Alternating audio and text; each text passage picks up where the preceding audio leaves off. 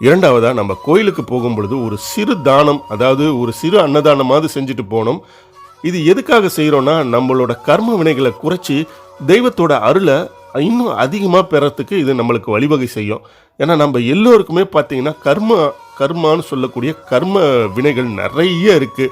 அது என்ன பண்ணும்னு பார்த்தீங்கன்னா, இறைவனோட அருள எப்பவுமே நம்மகிட்ட இருந்து வரவுடாம தடுத்துக்கிட்டே இருக்கும். இத தடுக்கணும்னா என்ன பண்ணணும்னா, நம்ம கோயிலுக்கு போகும்போது ஒரு சின்ன தானம், அதாவது கோயில் வாசல்ல உட்காந்துட்டு இருக்கிறவங்களுக்கு நம்மளால முடிஞ்ச சாப்பாடு ஏதாவது வாங்கி கொடுக்கலாம். இல்லைன்னா ஒரு பிஸ்கெட் பாக்கெட்டாவது வாங்கி கொடுத்துட்டு போகலாம். இது மாதிரி அன்னதானம் பண்ணிட்டு நீங்க கோயிலுக்குள்ள போயிட்டு சாமியை கும்பிடும் பொழுது உங்களோட கர்மாக்களை தவிர்த்துட்டு இறைவனோட அருள் உங்களுக்கு நேரடியா வரும்.